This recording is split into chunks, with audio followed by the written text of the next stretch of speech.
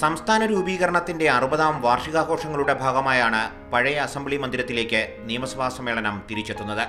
ഐക്യകേരളത്തിന്റെ ആദ്യ സഭാ സമ്മേളനം ഈ ഹാളിൽ 1957 ഏപ്രിൽ 27-നാണ് ചേർന്നത്. തിരുവിതാംകൂർ, തിരുക്കൊച്ചി സഭകളും ചേർന്ന പഴയ അസംബ്ലി മന്ദിരത്തിന് രാജ്യത്തെ മറ്റൊരു നിയമസഭയ്ക്കും അവകാശപ്പെടാനില്ലാത്ത ചരിത്രമുണ്ട്. പിണറായി വിജയന്റെ നേതൃത്വത്തിലുള്ള ഭരണപക്ഷവും രമേശ് ചെന്നിത്തല നയിക്കുന്ന പ്രതിപക്ഷവും ഇന്നിവിടെയെത്തും. നാടിനൊപ്പം നടന്ന നേതാക്കളുടെ സ്മരണകളിരമ്പുന്ന പഴയ നിയമസഭാ മന്ദിരത്തിൽ 8:30-ന് ചോദ്യോത്തരവേളയോടെ നടപടികൾ തുടങ്ങും. വിദ്യാഭ്യാസ സ്ഥാപനങ്ങളിൽ മലയാളം നിർബന്ധമാക്കുന്ന ബിൽ പരിഗണിക്കുകയെന്ന ചരിത്ര നിയോഗവും ഇന്നത്തെ പ്രത്യേക സമ്മേളനത്തിനുണ്ട്. EK നായനാർ മുഖ്യമന്ത്രിയും M വിജയകുമാർ സ്പീക്കറുമായിരുന്ന 1998 ജൂൺ 29-നാണ് ഇവിടെ അവസാനമായി സഭ ചേർന്നത്. 19 വർഷത്തിനിപ്പുറം ഗ്രഹാതുരമായ ഓർമ്മകൾ പുനർജനിക്കുന്നു.